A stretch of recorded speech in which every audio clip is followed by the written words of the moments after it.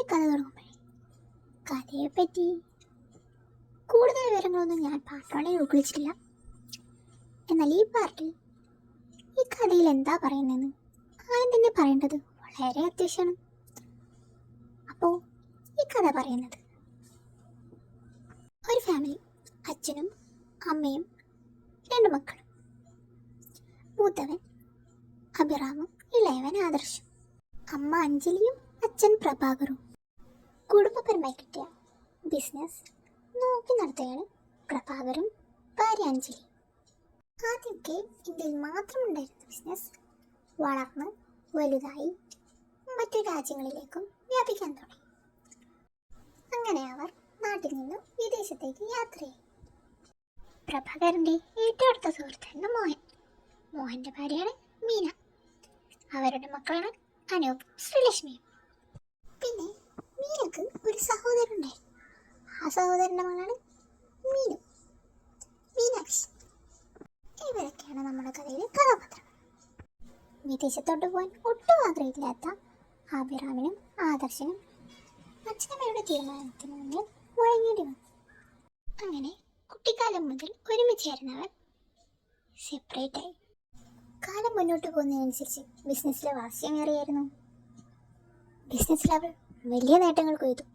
എന്നാൽ ഈ നേട്ടങ്ങളൊക്കെ അവരെ തന്നെ മാറ്റിമറിച്ചു.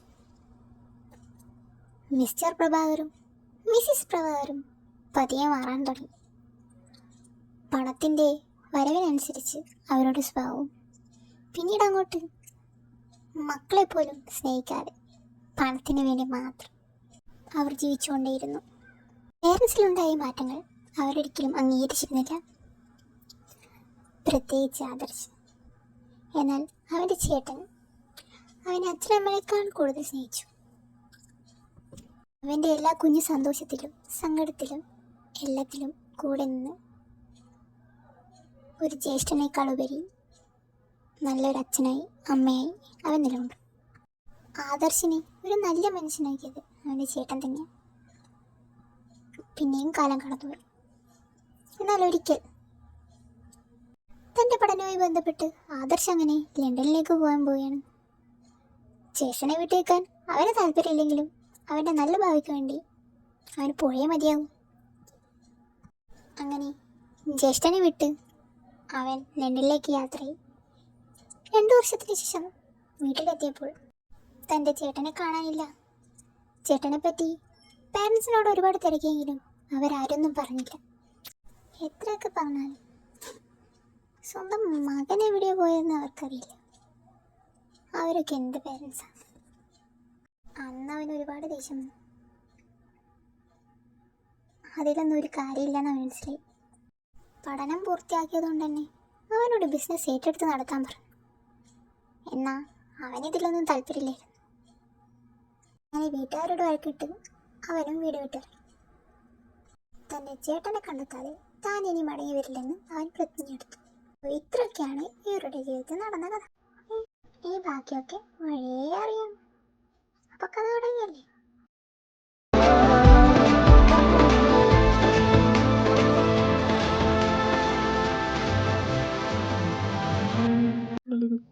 നിന്നെ സർപ്രൈസ് ആയി കാണുന്നില്ലേ? അതാ രണ്ടിനോടൊന്നും ഞാൻ പറയാം. അല്ല, ഞാൻ പറയുന്നത് നീ വലുതും കേൾക്കുന്നുണ്ട്. നീ ഏത് ലോകത്താണ്? എന്താ നീ പോലീസ് പറഞ്ഞായിരുന്നു? ശരി, ഞാനിപ്പോൾ ഇതാരോടെ പറഞ്ഞത്? എടാ, നീ വരുന്നത് രണ്ടിനോടും പറഞ്ഞില്ലെന്ന്, സർപ്രൈസ് കൊടുക്കാൻ.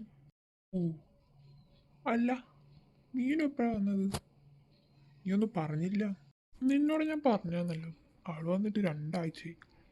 ഇനി തായ്ലൻഡിലോട്ടേക്ക് ഇല്ലെന്നാ പറയണേ. ഇനി നാട്ടിൽ കഴിഞ്ഞോളെന്നൊക്കെ പറയുന്നത്. അവിടെ പറഞ്ഞിട്ടും കാര്യമില്ല.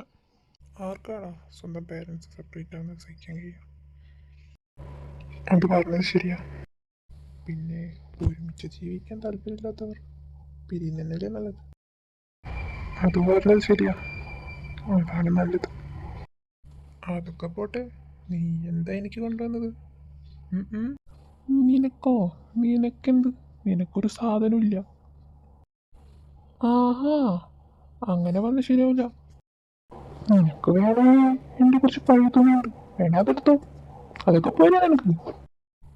അത് നീ വേറെ ആർക്കെങ്കിലും കൊണ്ടു. അവൻ്റെ ഒരു മൂഷിൻ്റെ തുണികൾ മൂഷിതൊന്നുമല്ല, നന്നായി അടക്കി വൃത്തിയിൽ അടക്കി വെച്ചതാ. അതിനെയാ പറഞ്ഞത്, ആർക്കെങ്കിലും കൊണ്ടുവിടും. എന്നാ പിന്നെ കുറച്ച് മേക്കപ്പ് പ്രൊഡക്ട്സ് ഉണ്ട്, അത് മതിയാണ്. ആകുമ്പോ ഏട്ടാ വേണ്ടിക്ക് ഒരു പൂച്ച യൂസ് ചെയ്യാം. എങ്ങനെ? ഒന്ന് പോയേടാ അവിടെ നിന്ന്. ആർക്ക് വേണം നിന്റെ സാധനങ്ങൾ? എനിക്കൊന്നും വേണ്ട. വേണ്ട വേണ്ട, പിന്നെ എനിക്കാണ് ആർക്കും. അതന്നെ, വേണ്ട വേണ്ട. ഇതെന്താ ഇവിടെ ഇത്ര ബ്ലോക്ക്? കുറേ നേരം പിടിക്കുമോ നമ്മളങ്ങെത്താൻ? ഇവിടെയൊക്കെ പണി നടക്കും, അതുകൊണ്ടാണ്. എല്ലായിടത്തും നടക്കുന്നുണ്ട്, അതുകൊണ്ട് തന്നെ എപ്പോഴും ഇതുപോലെ ബ്ലോക്ക് പെടാറുണ്ട്. എനിക്കിതൊക്കെ ശീലായി. നീ ആദ്യമായിട്ടല്ലേ, സാരമില്ല, എല്ലാം ശീലായിക്കോളും. നീ വേണമെങ്കിൽ ഒന്ന് വാങ്ങിക്കോ, വീടത്തെ ഞാൻ പറയാം. ഹേയ്, എനിക്ക് ഉറപ്പൊന്നുമില്ലടാ. ഓക്കേ. ഓ, മമ്മിയുടെ വിളി വന്നല്ലോ. ആ പറ മമ്മി. മോനെ, നീ അവിടെ എത്തിയോ? അവനെ കണ്ടോ? നിങ്ങളെപ്പോഴെത്തുക? ഓ അമ്മ, ഞങ്ങളിപ്പോൾ അങ്ങോട്ടേക്ക് വന്നുകൊണ്ടിരിക്കുക. ദേ, ഒരു അരമണിക്കൂറിലെത്തും. Hi mummy. മക്കളെ ഞാൻ കേട്ടോ, മമ്മിയുടെ നമുക്ക് ഇഷ്ടപ്പെട്ടൊക്കെ ഉണ്ടാക്കി വെച്ചിട്ടുണ്ട്. എന്താ മമ്മി ബാക്ക്ഗ്രൗണ്ടിൽ ഒരു നോയ്സ്? അപ്പുറത്തെ വീട്ടിൽ എന്തോ പണി നടക്കും, അതിൻ്റെ. അപ്പൊ ശരി മമ്മി, നേരിട്ട് കാണാം. ബൈ. അപ്പം ശരി മക്കളെ, ബൈ. പിന്നൊരു കാര്യം, ഡാനൂബേ, നേരെ വീട്ടിലെത്തിക്കൊള്ളണം. കൊച്ചിനെ കൊണ്ട് അവിടെ കറങ്ങി നിന്നാട്ടെ. ഞാനിവിടെ പോകാനാണ് മമ്മി. കുറച്ച് ദൂരനേ വരിക, ക്ഷീണമൊക്കെ കാണും. വെറുതെ അതിനെ കൊണ്ട് അവിടെ കറങ്ങാൻ നിൽക്കരുത്. നേരെ വീട്ടിൽ വന്നണം കേട്ടല്ലോ. ഓ, മനസ്സിലായേ. ഈ മമ്മിയുടെ ഒരു കാര്യം എനിക്ക് തന്നെയാണ്. അപ്പൊ നിങ്ങളുടെ മീനെ കാണണ്ടേ?